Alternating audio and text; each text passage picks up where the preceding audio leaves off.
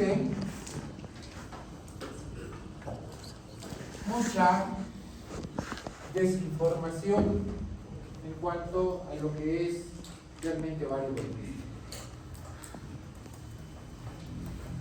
Y lo peor de todo es que hoy se sabe que existen muchos factores relacionados en el origen del ovario poliquístico. Como bien lo mencionó su compañera, los factores genéticos, ¿no? La predisposición a ser ovario poliquístico, pasando por factores ambientales, principalmente dada por la alimentación, factores metabólicos y factores fetales. Todos estos factores se cree que juegan algún papel importante en el origen del síndrome de ovario poliquístico. Lo peor de todo es que yo les decía que el síndrome de ovario poliquístico cada vez se diagnostica con mayor frecuencia. Eso quiere decir que a futuro vamos a tener una mayor incidencia de alteraciones metabólicas producidas por esta patología. Y si nosotros miramos en este otro lado y vemos las principales alteraciones que produce el síndrome de ovario poliquístico, lo primero que vamos a encontrar es que hay un trastorno en el eje. ¿Cuál será el principal trastorno del eje? El síndrome de ovario poliquístico. El aumento de la LH. ¿Ya? Por ejemplo, sus compañeros dicen que hay una inversión de la relación LH-FSH. ¿Es correcto eso? ¿Por qué no?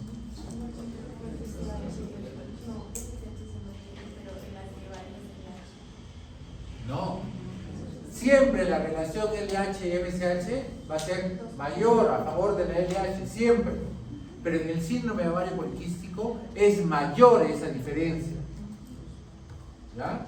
Pero no es que en el síndrome de ovario poliquístico el LH está sobre el FSH, no. Normalmente tiene que estar así. Si no, no habría que se produzca el ciclo ovárico. Y eso lo hemos visto. Lo segundo, la principal alteración o manifestación va a ser el hiperandrogenismo. Hiperandrogenismo, que como vamos a ver, se produce principalmente en el ovario, adicionalmente en la suprarrenal. Y en ocasiones, el tejido graso juega un papel importante en la producción de conversión de andrógenos periféricos. Lo tercero, la tercera alteración importante es la resistencia a la insulina. Y si yo tengo resistencia a la insulina, ¿qué hace el organismo? ¿Para qué sirve la insulina? Señorita. Fuerte. Escuchen por favor. Después les pregunto y están callados. ¿Para qué sirve la insulina? No saben. ¿Para qué sirve la insulina? ¿Para qué? ¿Y eso qué hace? ¿Qué hace a nivel de torrente sanguíneo? ¿Qué hace con la glucosa? La disminuye. Y si entonces yo tengo resistencia a la insulina, ¿no? ¿Qué pasa con los niveles de glucosa? Aumentan. ¿Y como respuesta qué tengo? Claro, si yo tengo un aumento de la glucosa, porque la insulina no está funcionando bien, el organismo aumenta más la insulina, ¿no? Esos son los dos pasos: resistencia a la insulina e hiperinsulinemia, ¿no? Ahí lo tienen. Y finalmente, todo esto se traduce en una disfunción ovárica. Como bien lo ha expresado algunas de sus compañeras, en realidad no es un círculo vicioso, ¿ya? Pero sí tiene influencia uno sobre otro.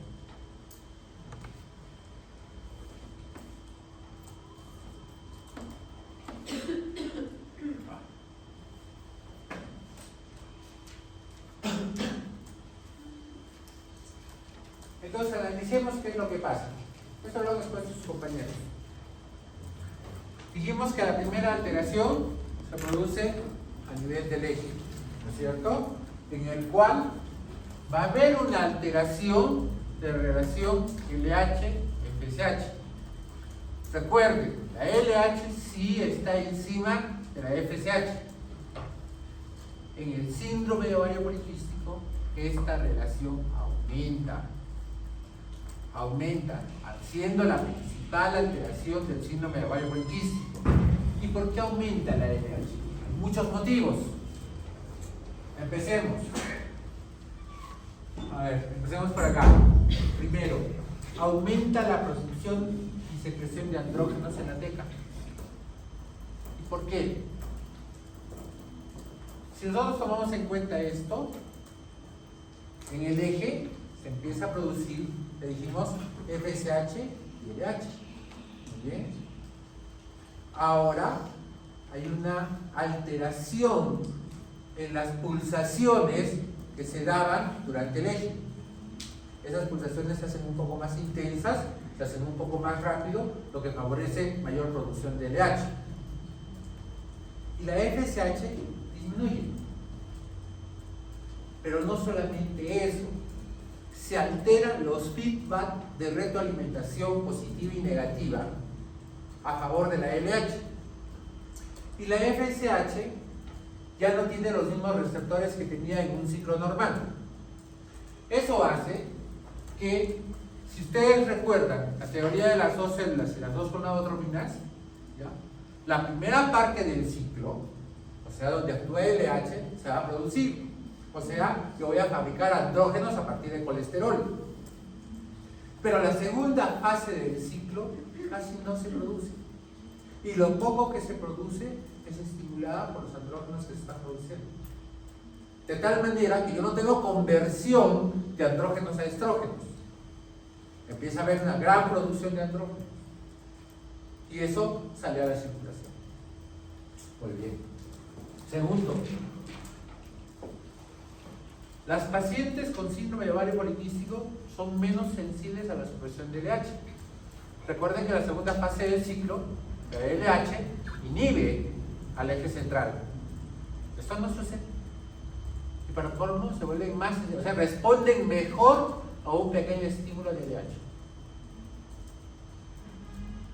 Vamos allá. El incremento, aunque no muy alto, de los andrógenos en las mujeres con síndrome de ovario poliquístico, paradójicamente estimula la pulsatilidad del LH, lo cual no debería suceder. Y además esto mismo produce un aumento en la frecuencia y amplitud de los pulsos secretorios, lo que les dije, ¿no? Para colmo de males, miren, la retroalimentación anormal de los esteroides sexuales, ¿ya? O sea, el rol que jugarían el estrógeno, la progesterona sobre el eje central, inhibiendo normalmente la producción de FSH y LH, no se produce. Y está a favor de la producción de LH. Y esto produce un mayor aumento de andrógenos. Y todo esto, por un lado, se produce por aumento de la LH y las consecuencias producen un mayor aumento de LH.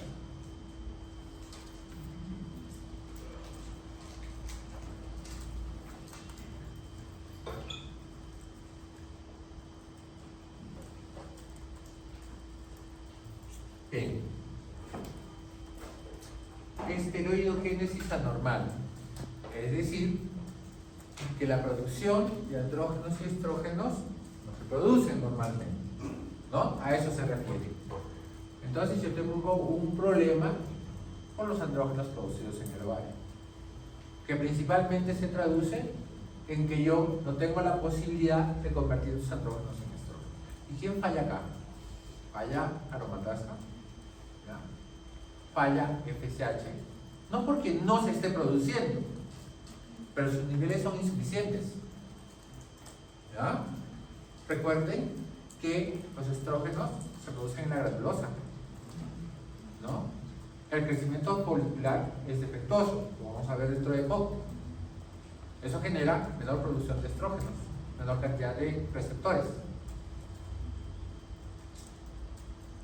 Y estas alteraciones que se producen y que se traducen como un aumento de andrógenos y por lo tanto va a expresarse por síntomas o por signos de hiperandrogenismo, los que se producen en el ovario, a esto conocemos con el nombre de hiperandrogenismo ovárico primario o funcional, ¿ya? O HOF si quieren. Hay dos centros de hiperandrogenismo, el ovárico y el adrenal, ¿ya? Este hiperandrogenismo primario funcional ovárico, ¿qué va a dar? Va a dar que por un lado, como se inicia con los andrógenos del crecimiento folicular y el poco estímulo de la FSH, voy a tener un gran número de folículos que van a empezar a crecer, ¿ya? Pero estos folículos no maduran, en realidad se quedan en el estadio preantral, ¿ya? Y tampoco ya a tener, por lo tanto, un crecimiento a término, ¿ya? Y obviamente tampoco hay folículo dominante, y si no hay folículo dominante tampoco hay ovulación. ¿Listo? Entonces, varios folículos, crecimiento limitado, sin ovulación. Además, los pocos folículos que están creciendo, ¿ya?, normalmente debería desarrollarse un folículo dominante. Se produce la ovulación y empieza la fase lútea y se produce la luteinización del folículo rojo, ¿correcto? Acá no se produce eso. Y los pocos que tienen alteran su apoptosis, ¿ya? Maduran en una forma irregular, van a la atresia, ¿ya? Y aunque no se produce un verdadero cuerpo lúteo, sí liberan progesterona, ¿ya? Y esto es lo que pasa. Lo que pasa es que la luteinización es prematura, ¿ya?, produciendo también alteraciones en el estroma y la hiperplasia cortical. Entonces, como se murió prematuramente, no hay ovulación, ¿no?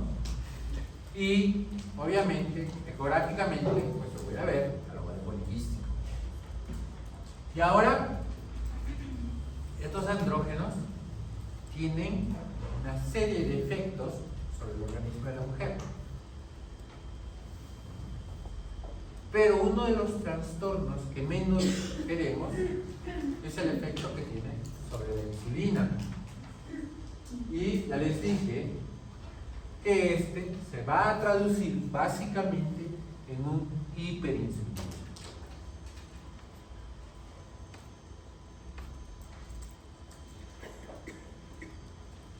La gran mayoría de pacientes con síndrome de ovario poliquístico, a nivel ovárico, en el hiperandrogenismo ovárico funcional, hay una respuesta aumentada por la dimetilhidroxiprogesterona.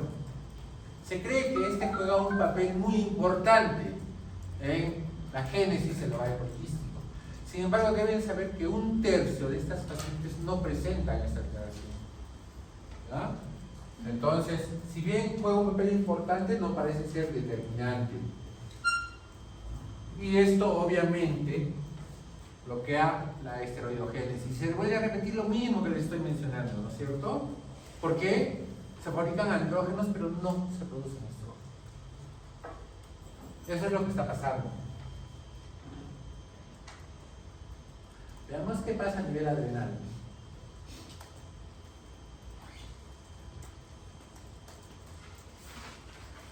A nivel adrenal, ya les dije, tenemos un hiperandrogenismo adrenal funcional, solo que es a nivel de la suprarrenal, se llama HAF. ¿Ya? ¿Qué pasa? Altos niveles de ACTH, ¿ya?, que condicionan junto con el hiperandrogenismo ovárico funcional, mayor hiperandrogenemia, ¿ya?, una respuesta aumentada e hipersensibilidad a la estimulación por la ACTH, ¿no? Y esa es una característica propia del ovario poliquístico. Mismos niveles de LH en la paciente con ovario poliquístico, mayor respuesta androgénica. Mismos niveles de ACTH, mayor respuesta de producción de andrógenos a nivel de los suprarrenales en pacientes con tendencia a ovario poliquístico. Y para colmo de males, está aumentada la estimulación. Por lo tanto, una mayor respuesta. O sea, hay una hiperrespuesta para la fabricación de andrógenos, tanto a nivel ovárico como a nivel suprarrenal. En el caso de la suprarrenal, los principales productos que se producen son dehidroepiandrostenodiona y 17-hidroxipregnenolona. Por lo tanto, cuando yo hago investigación de hiperandrogenemia, quiero diferenciar si es ovario poliquístico, si es producción ovárica o producción suprarrenal, yo tengo que medir dehidroepiandrostenodiona o sulfato de dehidroepiandrostenodiona para ver si es de origen suprarrenal. ¿Ya? Entonces, este incremento, ¿ya?, yo lo voy a observar, por ejemplo, en niñas que tienen pubertad precoz, en las cuales es muy poco probable que haya una producción de andrógenos a nivel ovárico. Pero lo puedo encontrar también en pacientes con ovario poliquístico con un índice de masa corporal normal. Recuerden que sus compañeros les han dicho que la mayoría de pacientes que tienen síndrome de ovario poliquístico van a tener un índice de masa corporal elevado. ¿Ah?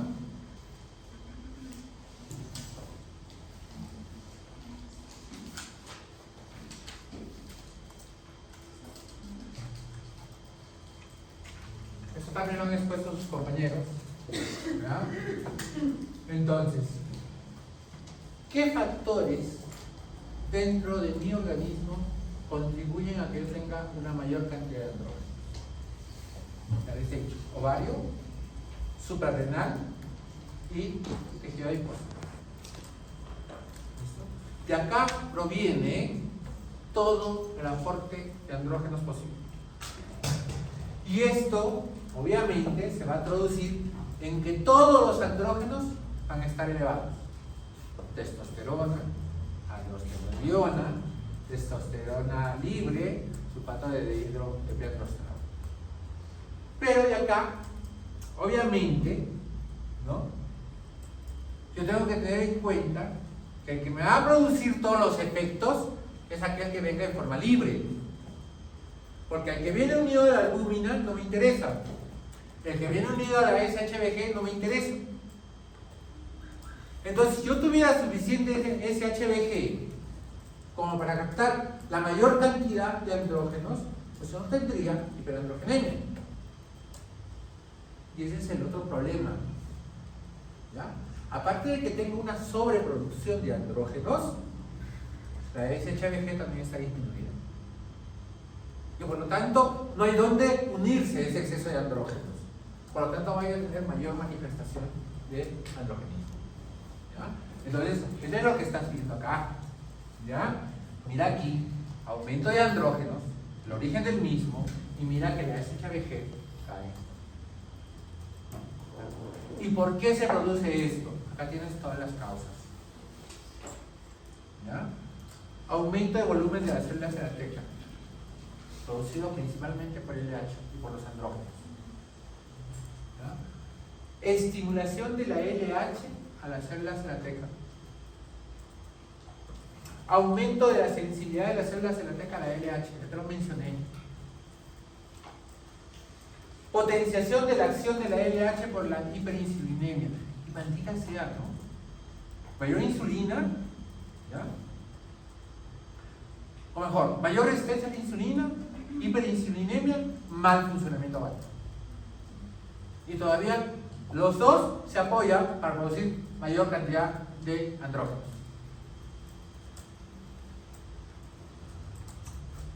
Actividad y producción de la subunidad beta de LH. Esto también ya se ha demostrado, ¿no? La LH tiene una subunidad, de la subunidad beta, que tiene una mayor producción en los casos de pacientes con síndrome de ovario poliquístico.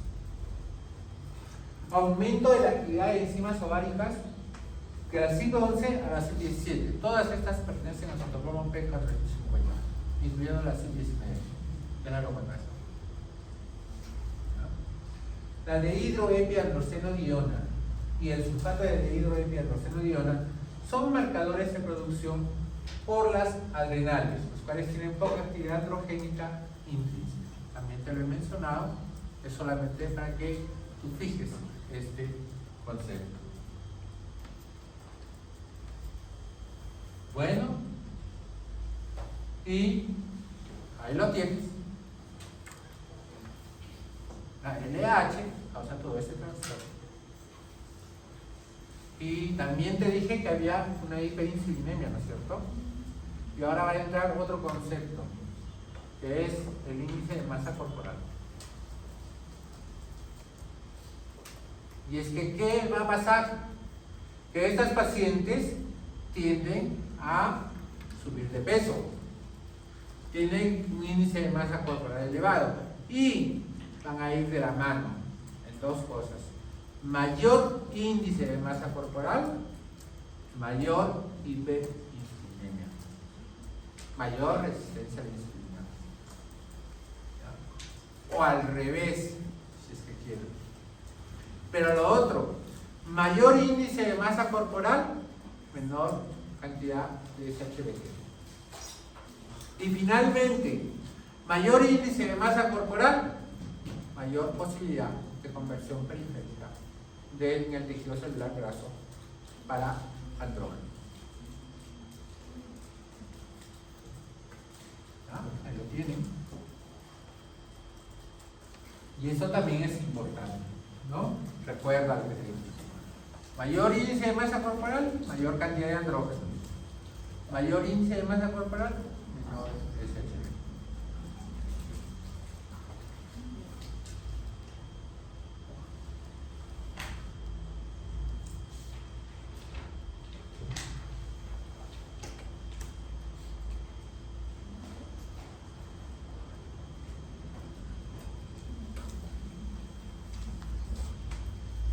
Contribuyentes extrínsecos. Esto está muy bien, lo han mencionado ellos porque está en el artículo que ya les he mandado. Esto tiene que ver mucho con lo que hablábamos en la mañana, de que el tejido graso tenía más de 100 sustancias que intervienen con el metabolismo del organismo.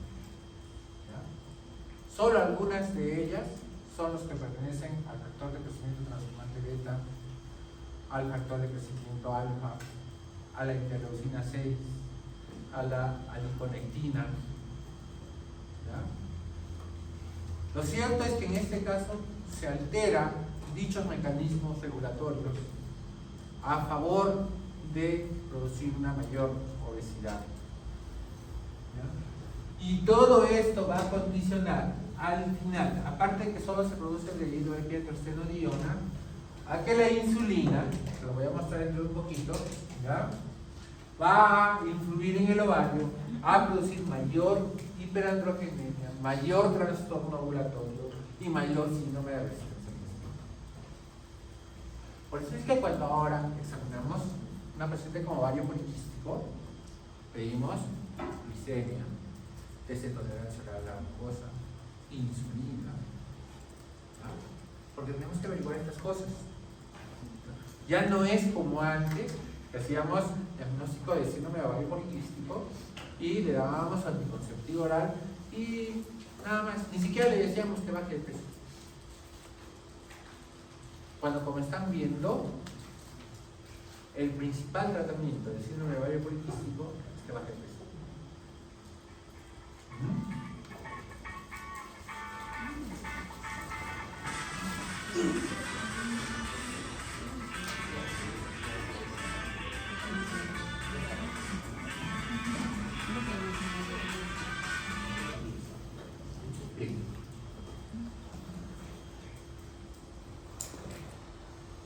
La insulina juega un papel importante en el crecimiento folicular y en la maduración del mismo. En las pacientes con síndrome de ovario poliquístico, esto se altera. ¿Ya? A pesar de que en realidad no hay alteración en el receptor para la insulina, ni en el receptor para el factor de crecimiento similar a la insulina tipo 1. Más parece tener otro tipo de alteración para que no actúe adecuadamente a nivel del ovocito. Ya les decía, vean acá, que el tejido graso tiene más de 100 factores que regulan diversas funciones metabólicas. ¿Ya? Que las adipoquinas es la que principalmente podría estar relacionada en el síndrome de Ovario poliquístico. Pero existen una serie de citoquinas, y las están ahí, desde los factores de crecimiento, que están relacionados con esta factor, ¿no? Al final, ¿qué vas a tener? Mayor resistencia a la insulina. Entonces comprendan qué complejo es este problema del síndrome de Ovario poliquístico.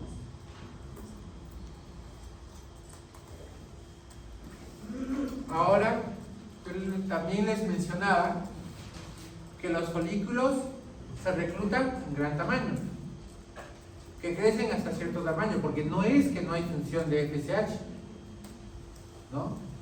Solo que la función está disminuida, el aporte está disminuida y es malo.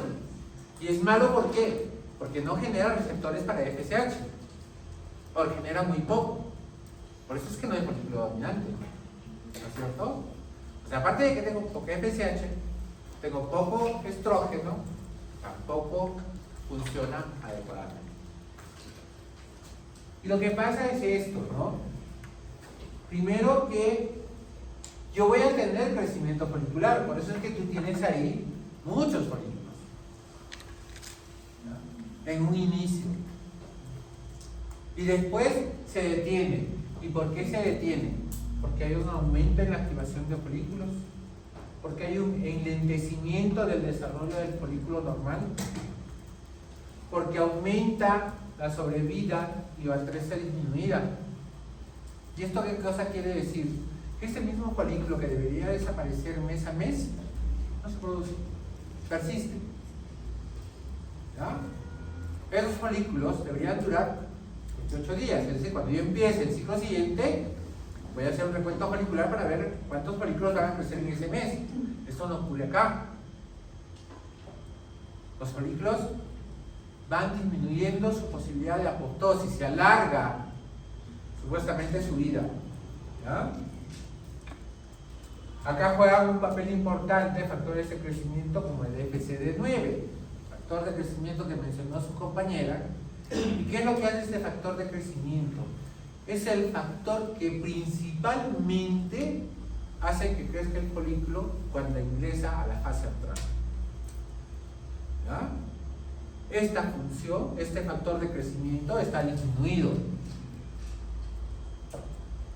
Hay una combinación de todos estos factores que te estoy mencionando y el folículo pues se queda acá. ¿Ya? No llega a ser folículo de grano. Aparte, mira, el folículo, ya te dije, se muere prematuramente. Tiene una luteinización prematura.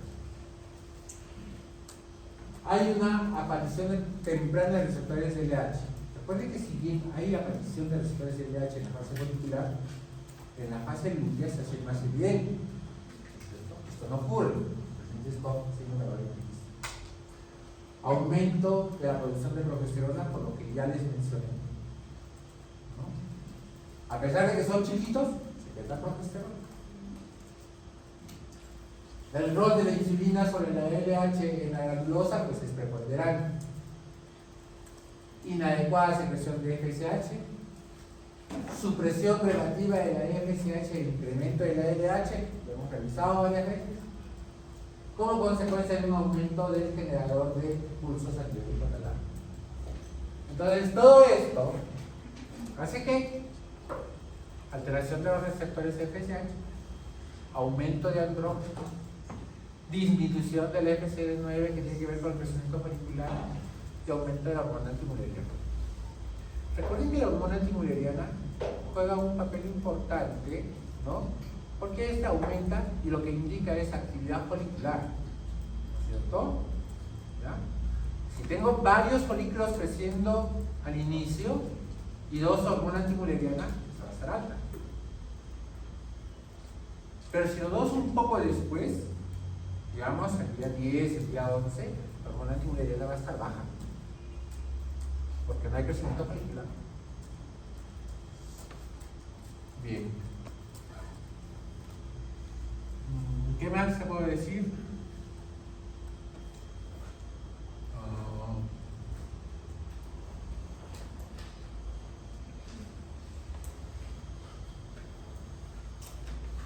Esto para recordarte la respuesta aumentada que tiene a la LH los pacientes con síndrome de ovario poliquístico. Nada más. Eso traduce esta cosa. Bien, y esto sí me interesa. Lo cierto es que los pacientes con síndrome de ovario poliquístico hemos visto que tienen una mayor resistencia a la insulina y esto produce una intolerancia a la glucosa. ¿Y cómo se produce? Esto es mucho más complejo que solamente esto que te lo voy a mencionar. Lo vamos a ver en una diapositiva en otra clase del país. Lo cierto es que, ¿por dónde empezamos? ¿Por acá? Bien. Paciente con un índice de masa corporal por encima de 35. ¿Ah? De por sí va a tener una mayor hiperinsulinemia compensatoria por una mayor resistencia. Les dije también que la SHBG está disminuyendo, por lo tanto, mayor hiperandrogenismo. ¿Listo? La hiperinsulinemia compensatoria va a condicionar mayor hiperandrogenismo. ¿Por qué? Ya te dije que la insulina actúa también a nivel básico, ¿no es cierto? Y eso produce mayor producción de andrógenos.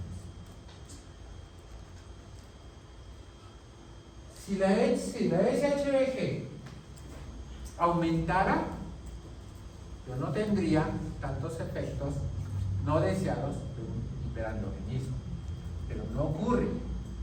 La LH aumenta, produce mayor hiperandrogenemia, la hiperinsulinemia produce mayor producción de LH y por lo tanto también mayor hiperandrogenemia. Para colmo de males, esto se va a traducir en una alteración que se llama síndrome metabólico y que puede o no terminar en una diabetes mellitus más adelante. Y en el ovario, bien lo dijo su compañero, existe esto, ¿no? Que es el producto del metabolismo de los monosacáridos y las proteínas. Son las sustancias nocivas que quedan en el ovario y que predisponen a mayor trastorno metabólico. Los llamados ácidos, ¿no es cierto? Pero esto no solo se produce en el ovario, esto se produce en todas las células. Estamos hablando de las que se producen en el ovario porque estamos hablando de ovario poliquístico. Entonces, ellos dicen, y estos productos de degradación van a producir mayor síndrome de ovario poliquístico y mayor posibilidad de alteraciones metabólicas. Pero ellos vieron efectivamente que la vitamina D juega un papel muy importante, que mañana también se los mencionaba, ¿no? Porque hay que dar una adecuada nutrición en la gestante justamente por eso. ¿No? Y en la mujer adulta pasa lo mismo. Entonces, parte del tratamiento de una paciente con síndrome de ovario poliquístico será darle vitamina D para justamente prevenir la formación de estos productos de degradación.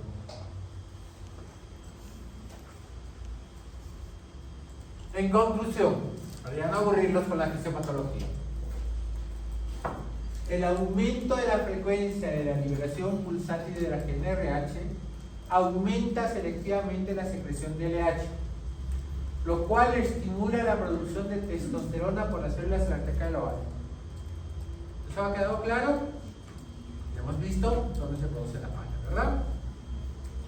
2. Debido a la deficiencia relativa de FSH, ¿ya? La testosterona es aromatizada de forma incompleta por las células de la glándula. Entonces, no es que no se producen estrógenos, sí se producen, pero a un nivel bastante bajito. Tercero, el aumento en la actividad de las enzimas esteroidogénicas y los factores locales que modulan la esteroidogénesis en el SOP contribuyen al aumento de la producción de andrógenos. Cuarto, el aumento de la producción de andrógenos suprarrenales también pueden estar presentes en el SOP. El desarrollo normal del folículo es la característica cardinal de la mujer, el desarrollo anormal del folículo es la característica principal del paciente con síndrome de ovario poliquístico. Sin embargo, los mecanismos responsables de esta alteración aún no están completamente dilucidados. Y una cosa que me ha recordado esta parte es esta.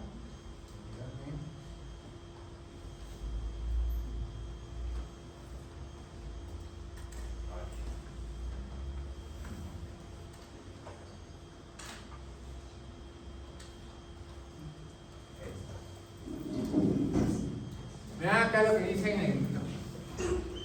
¿Cuál es la principal alteración, dijimos? Así es, ¿no es cierto? Entonces, el tratamiento no debería ser ir a tratar la sobreproducción de andrógenos. El tratamiento debería ir dirigida a disminuir los niveles de LH. Y acá lo dice bien claro. La hipersecreción de andrógenos es dependiente de LH y por lo tanto es de carácter funcional, por lo que cualquier intervención que suprime el nivel de LH resulta en una supresión de los andrógenos ováricos. Este es el objetivo a futuro del tratamiento del síndrome de ovario.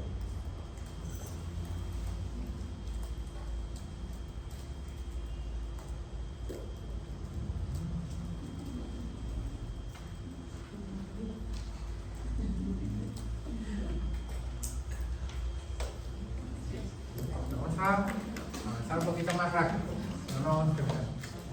Entonces, el síndrome de ovario poliquístico es una enfermedad cuyo origen no conocemos, o si queremos conocer es multifactorial, que no existe un solo factor bien definido. Ya te he mencionado cuáles son los factores que están relacionados, ¿ya? ¿Cómo se manifiesta? Antiguamente, Stein Leventhal describió a una mujer gorda, ¿no?, hirsuta y con amenorrea. A eso se conocía con el nombre de síndrome de Stein-Leventhal o síndrome de ovario poliquístico. En el tiempo, esto ha ido variando, ¿ya? Desde NIH hasta el consenso de Rotterdam. Y después ha habido otros consensos que no han tenido la misma importancia que Rotterdam, pero que han dado las pautas para decir qué paciente tiene ovario poliquístico. Pero en resumen, tú vas a tener infertilidad, hirsutismo, acné, obesidad, resistencia a la insulina. ¿Y qué cosa es esto? ¿Qué es esto? ¿Ah? Hiperandrogenismo. Todos estos, hirsutismo, acné, obesidad, resistencia a la insulina, síntomas o signos de hiperandrogenismo. ¿Ya? Para su diagnóstico es necesario excluir cualquier patología que produzca sintomatología parecida, principalmente patología tumoral de causa suprarrenal o ovárica, porque hay tumores ováricos secretores de andrógenos. ¿Listo? Debe cumplir con al menos dos de los siguientes criterios. 1. Oligomenorrea o amenorrea. 2. Hiperandrogenismo clínico o laboratorial, o subclínicos. Y 3. Ovarios de aspecto poliquístico por ecografía. 2 de los 3 para hacer diagnóstico de síndrome de ovario poliquístico. Ya te mencioné lo de Stein Leventhal, ¿ya? Tienen hace casi 100 años. Cuando ustedes eran chiquitos. En una conferencia, ¿ya?, en el Instituto Nacional de Salud, que se llama NIH, en el año 1990, ellos dijeron, miren, la presencia de hiperandrogenismo asociado a anovulación crónica sin otra causa específica, eso es ovario poliquístico. Este criterio ha variado, pero no ha dejado de ser usado. ¿Ya? En el 2003, en Rotterdam, ¿dónde queda Rotterdam? Una ciudad de Ya sé que es una ciudad. ¿Dónde queda? Países Bajos. Ah, ya. Se propuso una nueva definición que incorporaba la presencia de ovarios poliquísticos en el ultrasonido como criterio diagnóstico. Entonces vean que ya no solamente hablaban de anovulación, ¿no? O ya no solamente, si quieren, ya no hablaban de amenorrea unido a hiperandrogenismo, sino que añadieron el criterio ecográfico. ¿Ya? Y esto les cuento que sigue variando. ¿Ya? Hace unos 10 años se realizó otro consenso en la ciudad de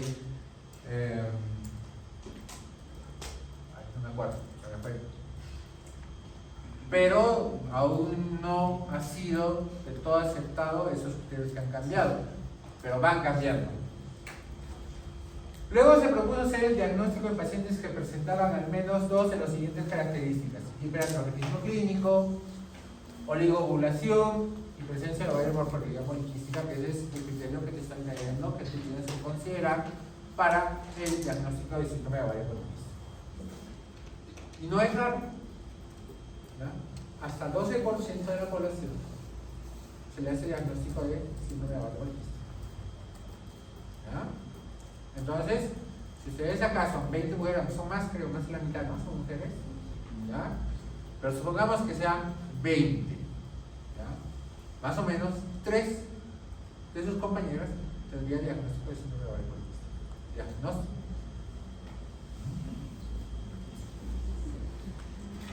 Como ya te dije, no es posible establecer el origen del síndrome de ovario poliquístico, ¿no? La etiología puede estar relacionada con procesos neurológicos, suprarrenales, ováricos, metabólicos, ambientales. El componente genético sigue siendo incierto, para la que preguntó el origen genético. Eso no podemos determinarlo todavía. No existen pruebas de detección genética para el diagnóstico. Y tampoco se ha logrado identificar alguna sustancia ambiental específica que contribuya a su causa. Entonces, como que quedamos como al inicio de la clase, ¿no? Pues no sabían nada.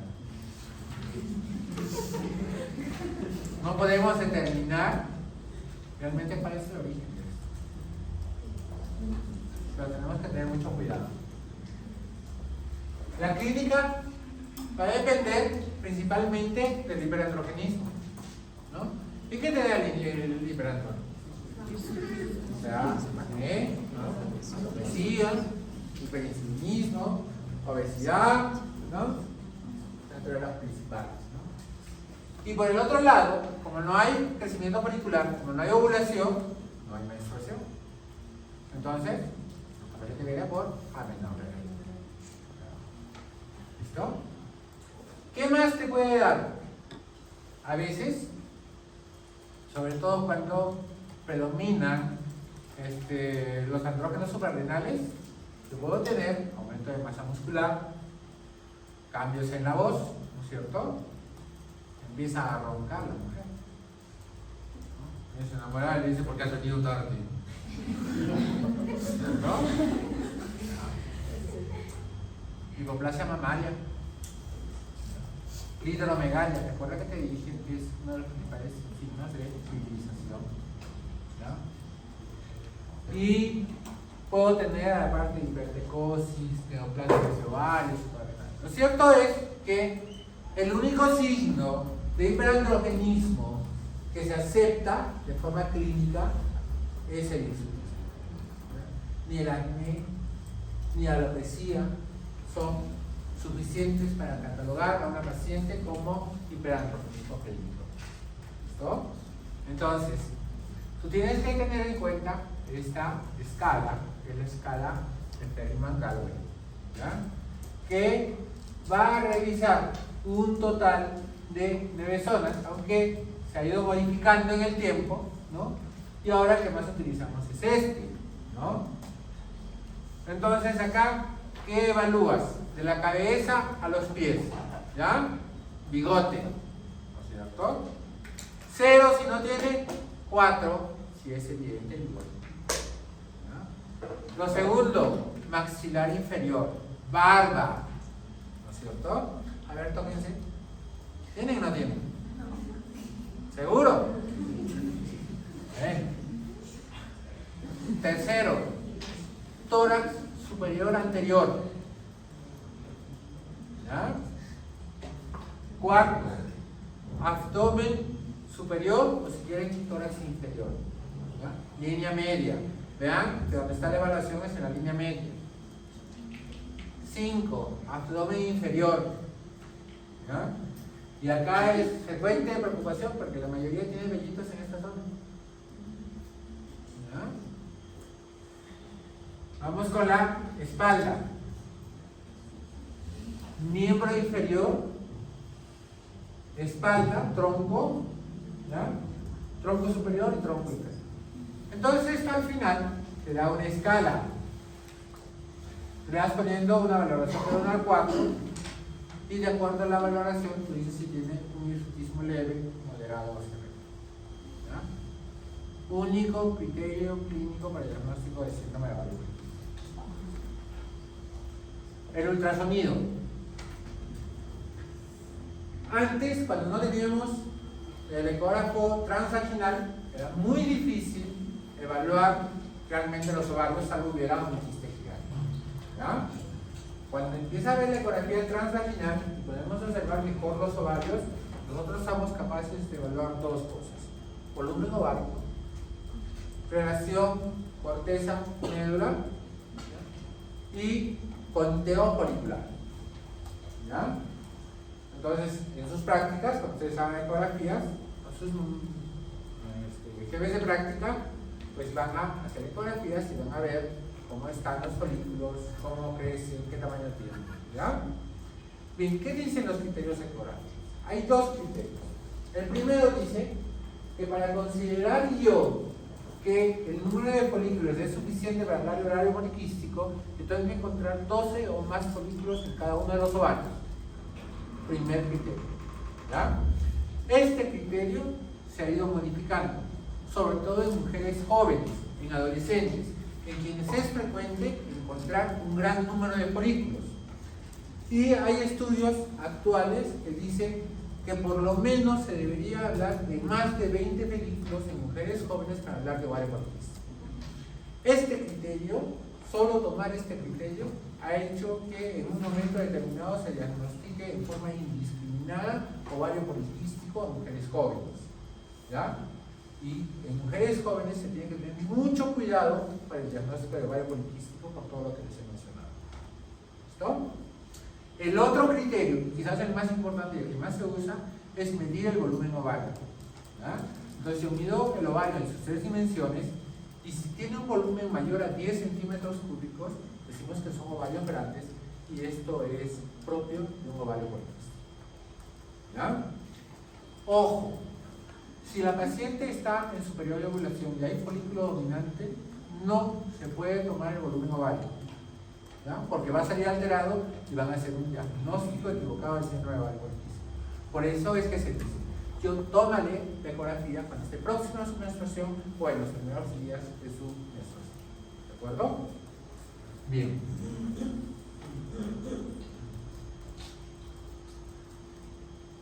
Y acá lo tienes, ¿ya? Este es uno de los artículos que estableció los criterios para hablar de ovario poliquístico, ¿ya? Y ven la imagen típica de ovario poliquístico. El ovario está lleno de folículos, en este caso, como alrededor de la corteza del ovario, ¿no? Pero le podemos encontrar múltiples folículos en todo el contexto del parénquima ovario. En el 2012 se juntan los expertos de todos los países, ¿ya? Revisan la bibliografía existente, los metaanálisis que habían presentado, y ¿qué acordaron? Acordaron decir que los criterios de Rotterdam, que se habían establecido en el 2003, ¿ya? Servían para hacer el diagnóstico, pero que no tenían que hacer exclusión de que había un solo tipo de ovario poliquístico. ¿Ya? ¿Y por qué? Porque la sintomatología que presentaban las pacientes era diversa.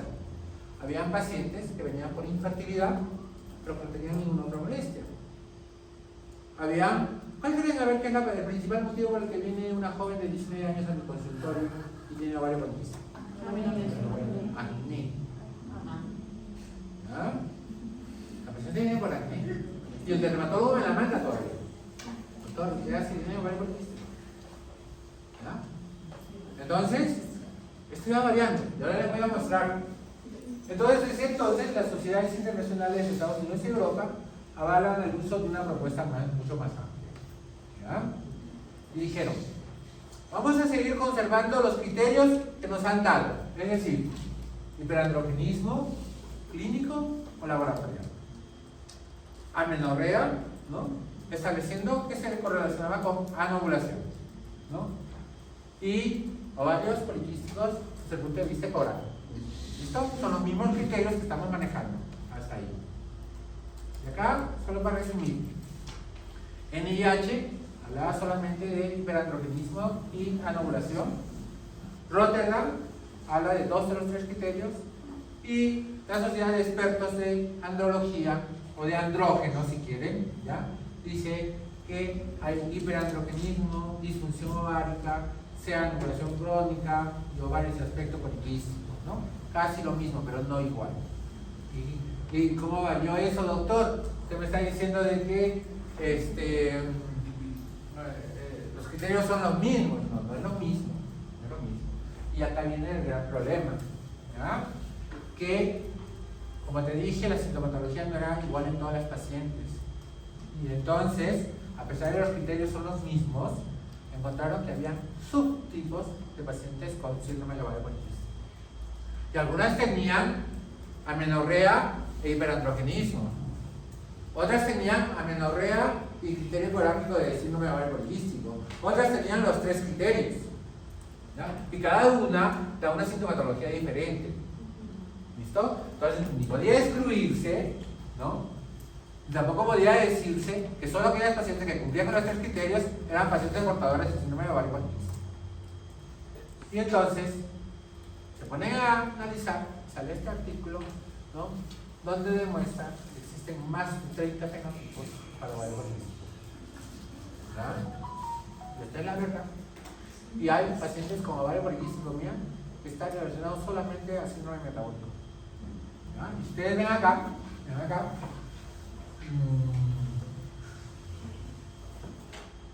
Riesgo metabólico a largo plazo. Miren, subtipo A, B, C, D, E, F.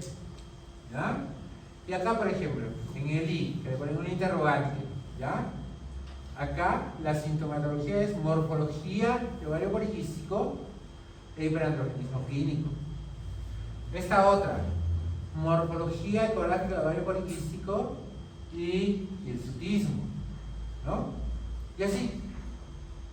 Entonces, tampoco podíamos agarrar a todos estos. Entonces, hemos tomado los más frecuentes, ¿ya? Y en los más frecuentes están estos. Y apréndete este cuadrito para que nunca te lo olvides, ¿ya? Entonces, tenemos hiperandrogenismo, principal síntoma de ovario poliquístico, amenorrea o anovulación y criterio ecográfico para ovario poliquístico. ¿Listo? Hacemos nos convertimos en matemáticos y hacemos nuestra teoría de conjuntos, ¿no es cierto? Listo. ¿Se acuerdan, no? De la intersección de A, B, B y C, ¿no? Es lo mismo. Y aquel cuadro, aquella paciente que tenga síntomas de hiperandrogenismo, criterio ecográfico de ovario poliquístico, ¿ya? Y amenorrea, a ese le vamos a considerar como grupo A o grupo 1. ¿Ya? Y ahora vamos con las variantes. La paciente que tiene solo amenorrea e hiperandrogenismo es el grupo B. La paciente que tiene hiperandrogenismo y criterios ecográficos de ovario poliquístico es el grupo C. Y la paciente que tiene amenorrea y ovario poliquístico es el grupo D. Esta última, muchos creen que no debería ser considerada dentro de las pacientes que tienen ovario poliquístico. ¿Ya? Entonces, no se olviden, les voy a preguntar el diagnóstico diferencial. Hiperandrogenismo, ya te he enseñado que también existen múltiples patologías que pueden darnos hiperandrogenismo. Hay que descartarlas todas. Recuerda, el criterio para hablar de ovario poliquístico es que esas otras causas no deben estar presentes. ¿Ya? Si no, no es ovario poliquístico. Debes considerar enfermedades a nivel central como prolactinoma, acromegalia, disfunción hipotalámica. Patología suprarrenal, hiperplasia suprarrenal congénita, síndrome de Cushing y tumores secretores de andrógenos. Además, debes considerar, ¿sí?, los andrógenos producidos por el ovario debido a que el 75% de la testosterona se produce en este órgano como la falla o falla ovárica prematura. ¿Ya? Criterios para menorrea o oligomenorrea, creo que ha quedado bien claro en la clase anterior. ¿Sí? Te lo voy a repetir. Debes considerar todas las causas de menorrea. Todas. En los 5 niveles. ¿Ya? Que te he enseñado. El síndrome de ovario poliquístico puede estar ligado al mismo hiperandrogenismo. Y entre otras posibles causas están falla ovárica prematura. ¿Ya? En este caso, vas a tener FSH y LH alta, hipotiroidismo primario, alteración de hormonas tiroideas, hipertiroidismo igual, hiperprolactinemia, aumento de prolactina, que no está difícil, ¿no es cierto? Y los casos de hipogonadismo y hipogonadotropia. ¿Dónde se produce esto? ¿Dónde? En el hipotálamo, ¿no es cierto? ¿Qué quiere decir hipogonadismo, hipogonadotropia? Porque todo está abajo. Listo. Otra cosa que debes considerar es hiperinsulinemia. ¿Ya? Mira que no está entre los criterios básicos para hablar de ovario poliquístico. Estamos hablando de la sintomatología asociada. Entonces acá tienes tu perista de cabeza. ¿Ya? Y considera si tiene familiares directos con diabetes. Eso como obviar. Además, debes preguntar sobre si usa corticosteroides, que le dan también la glucosa, andrógenos, esteroides, anabolizantes, muy usado en pacientes que van al gimnasio. ¿Ya? ¿Qué hace el anabolizante? ¿Por qué es peligroso?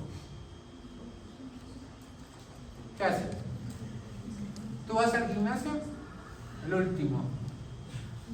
¿Vas? ¿Por qué? ¿Para qué usan los anabolizantes? Uno de ellos es el testosterón, que es el decadurabolín. ¿Saben o no? ¿Nadie sabe? Lo que hace este producto es, te engaña, disminuye la fatiga y empiezas a hacer mayor cantidad de ejercicio, mayor cantidad de resistencia, mayor peso. Por lo tanto, tu músculo se ejercita más y obviamente adquieres más masa muscular. ¿Pero a costa de qué? De una mayor funcionamiento del corazón, que al final lo daña. Por eso que estos pacientes se mueren de un infarto agudo de miocardio. ¿Ah? Entonces, hay que tener ese cuidado. En la historia clínica, sé minucioso. ¿Ya? Busca síntomas de hiperandrogenismo. Obviamente tienes que preguntar sobre la historia menstrual.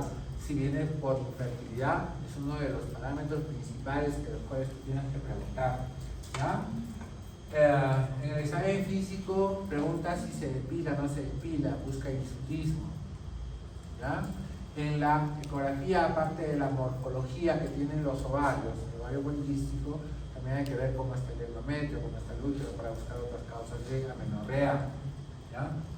No debes olvidarte de que si estás diagnosticando ovario poliquístico, tienes que investigar también sobre todas aquellas alteraciones metabólicas que te he presentado. Eso quiere decir diabetes, hipertensión, hipertensión, problema cardiovascular. ¿Ya? Y haz todos los exámenes que tú veas convenientes.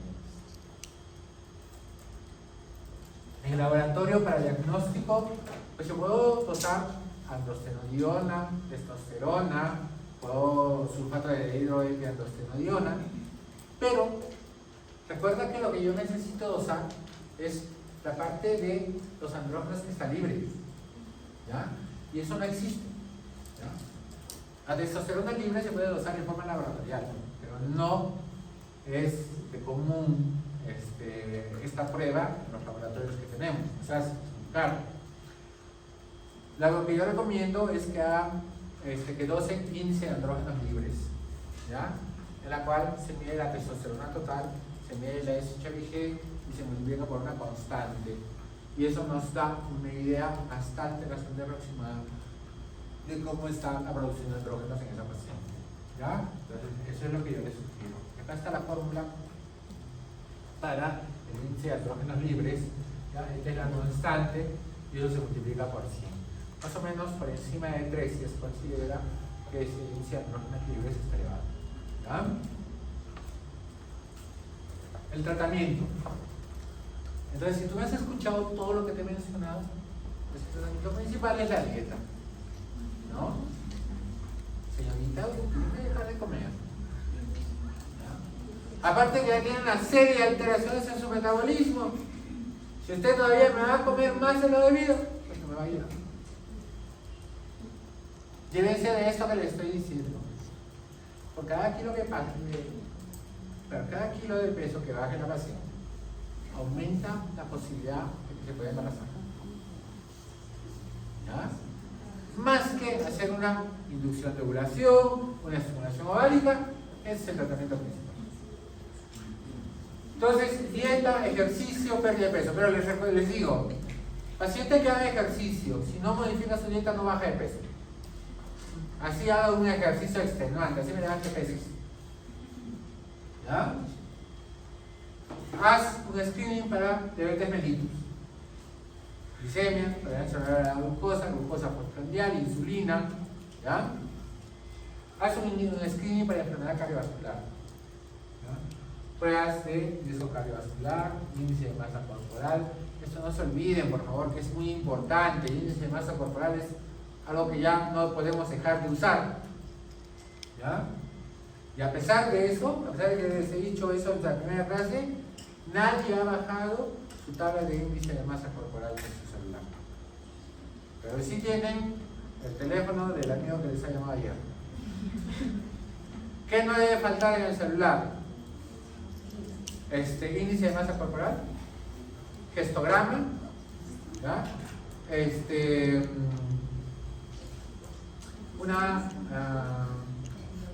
¿Qué más? ¿Me está olvidando? Los criterios médicos de elegibilidad para los anticonceptivos. Esas cosas no pueden faltar en este celular, ¿ya? Y no ocupa mucho espacio, no se preocupen. Averigua acerca de los niveles de lípidos y lipoproteínas.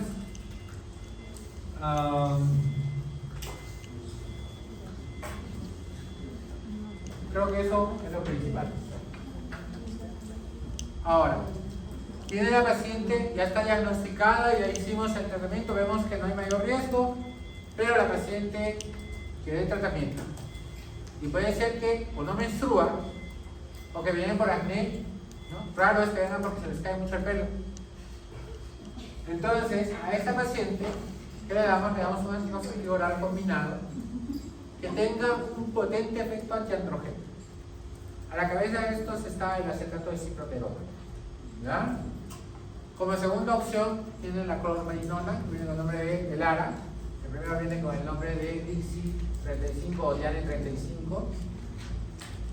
Y después también una buena opción es el Dinoges, ¿ya? Ese viene con el nombre de Claira, ¿ya? Entonces tienen efecto antiandrogénico, ¿ya? Entonces, ¿qué hacen estos anticonceptivos? ¿Ya? Básicamente suprimen la secreción de gonadotropinas. Y si suprimen la secreción de gonadotropinas, suprimen la secreción de LH. ¿Ya? Con ello se suprime la producción de andrógenos ováricos el componente estrogénico aumenta, la producción hepática de globulina fijadora de hormona sexual aumenta, disminuyendo la disponibilidad de andrógenos. Entonces el efecto es beneficioso. Vean, ¿ya? Y confieren protección endometrial y reducen el crecimiento del vello terminal. Otra opción es darle solo progistinas, ¿ya? Pero este no va a tener el efecto de los estrógenos, por lo tanto su acción es más limitada, ¿ya? Generalmente esto yo lo doy cuando no puedo usar estrógenos, pero necesito controlar una alteración en la menstruación, ¿ya? ¿Qué más puedo utilizar?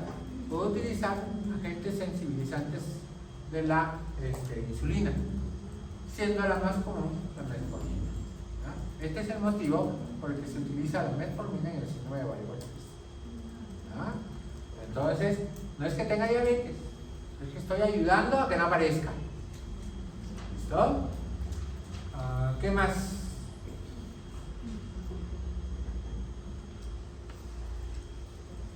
Si mi paciente tiene deseo de embarazo, bien, acá sí ya el tratamiento es más especializado. Lo primero que tú tienes que ver es cómo está la sintomatología ovárica. Si es que hay una ecografía morfológica que te habla que hay un ovario poliquístico a todo dar, la paciente no tiene menstruación, hay signos de hirsutismo, es decir, que está con todos los síntomas de hiperandrogenismo y de ovario poliquístico, en este paciente tenemos que darle primero anticonceptivos orales. Y el primer criterio que vamos a encontrar, aparte de que va a empezar a menstruar con los anticonceptivos orales, es ver que reerosione la imagen que teníamos de ese ovario poliquístico desde el punto de vista ecográfico.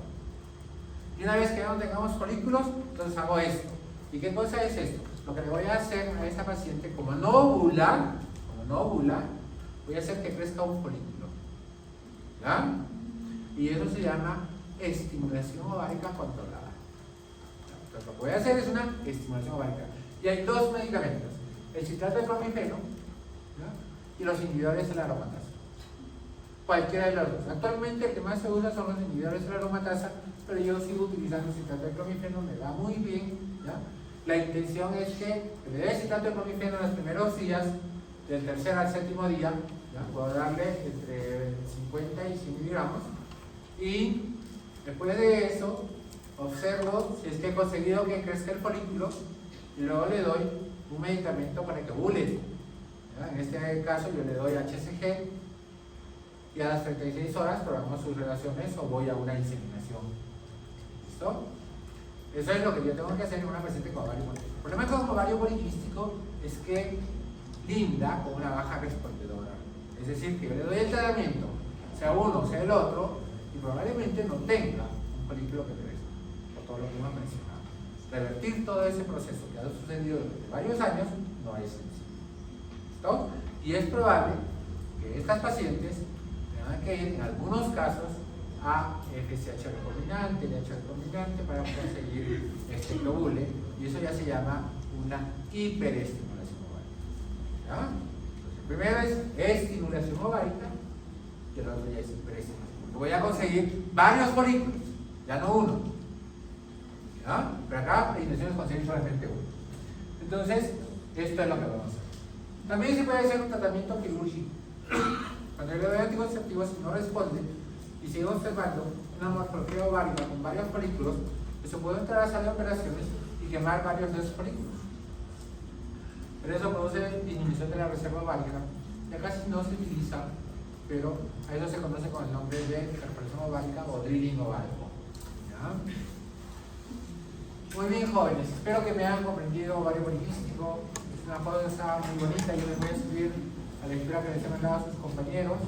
El fin de semana les prometo que